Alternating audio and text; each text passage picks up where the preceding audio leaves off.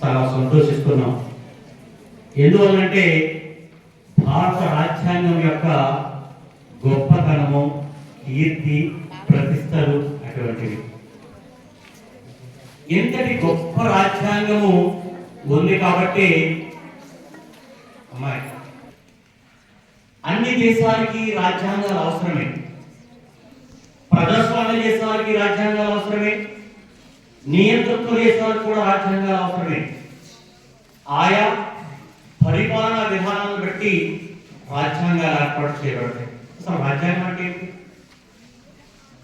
రాజ్యాంగం అంటే చట్టాల సముదాయం. చట్టాల సముదాయం. ఈ భారతదేశానికి అవసరమైనటువంటి చట్టాలు సముదాయమే భారత రాజ్యాంగం. భారతదేశాన్ని ఒక్కసారి మనం పరిశీలన చూసినట్లయితే కాశ్మీర్ నుంచి కన్యాకుమారి వరకు విభిన్నమైనటువంటి భౌగోళిక స్వరూపం కలిగినటువంటి దేశం. విభిన్నమైనటువంటి సంస్కృతులు, సంప్రదాయాలు, ఆచార వ్యవహారాలు, కట్టుబాట్లు, ఆహార అలవాట్లు, కులాలు కలిగినటువంటి దేశం. ఇన్నిటినీ భౌగోళికమైనటువంటి అంశాలతో మిళితం చేసి అందరినీ కూడా సమన్వయం చేసి అందరికీ సమానత్వంతో కూడినటువంటి హక్కుల్ని ఏర్పాటు చేయడం అనేటటువంటిది ఒక కత్తి మీద సాగులాంటి.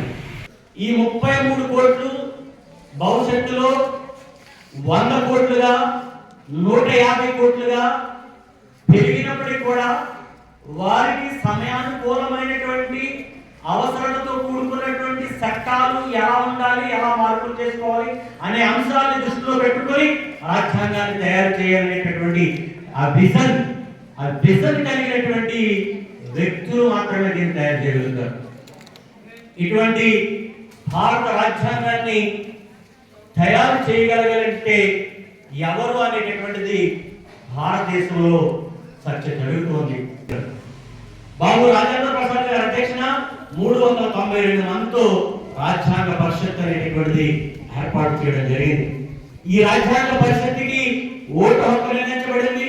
ఆ ఓటు హక్కు ఎవరికి ఇవ్వబడిందంటే కేవలం ఎవరైతే గ్రాడ్యుయేట్స్ ఉంటారో, కేవలం ఎవరైతే ధనికులు ఉంటారో వాళ్ళకి మాత్రమే ఓటు హక్కు ఇవ్వబడింది. అంటే ధనికులు మాత్రమే ఓటేయాలి, గ్రాడ్యుయేట్స్ మాత్రమే ఓటేయాలి. తద్వారా రాజ్యాంగ పరిషత్తుకి సభ్యులను ఎంపిక చేసుకోవాలి. అలాగా ఎంపిక కావడానికి డాక్టర్ బిఆర్ అంబేద్కర్ గారు తన స్వరాష్ట్రమైనటువంటి మహారాష్ట్రలో పోటీకి దిగడం జరిగింది. ఆయన ఓడించినట్టు. ఎందుకంటే ఈయన మహామేధావి, ఈయన రాజ్యాంగ పరిషత్తులో వచ్చినట్లయితే ఈయన ఆధిపత్యం సలాయిస్తాడు.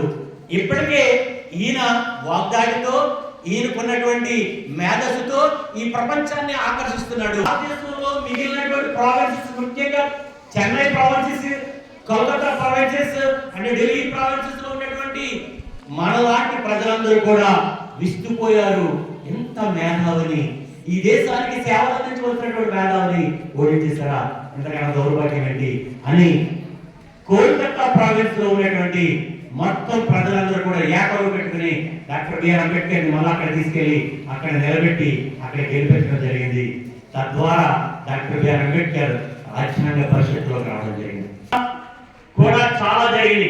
ఆయన ఎంపిక కాబడినటువంటి ప్రాంతాన్ని స్వాతంత్రం వచ్చిన తర్వాత దేశ విభజన చేసినటువంటి సందర్భంలో పాకిస్తాన్ లో ఏర్పడడం జరిగింది. అప్పుడు రాజ్యాంగ పరిషత్తు ఈ దేశ భవిష్యత్తు కావాల్సినటువంటి అనేక అంగాల్ని ఏర్పాటు చేయడం జరిగింది. అందులో ముసాయిదా కమిటీ ఒకటి. ఈ ముసాయిదా కమిటీలో ఎవరున్నారనేటటువంటిది చాలా 392 మధ్యన జరిగితే ఎవరు అర్హులు అనేటటువంటి డిబేట్స్ గంటల తరబడి, నెలల తరబడి జరిగినటువంటి సందర్భంలో 7 సభ్యులు ఎంపిక కావడం జరిగింది. అందులో డాక్టర్ బిఆర్ అంబేద్కర్ గారు. మరి ఈ 7 ఎవరు ముసాయిదా కమిటీకి ఎవరు చైర్మన్ గా ఉండాలి అనేటటువంటిది నిర్ణయించవలసి వచ్చినప్పుడు ఈ దేశంలో అప్పటికే ఉన్నటువంటి మేధావి, ఆ మాటకు వస్తే ఆసియా ఖండంలోనే అర్థశాస్త్రంలో మొట్టమొదటి పిహెచ్డి చేసినటువంటి మహా మేధావి అర్థశాస్త్రంలో ఎవరు? Doctor B R Ambedkar.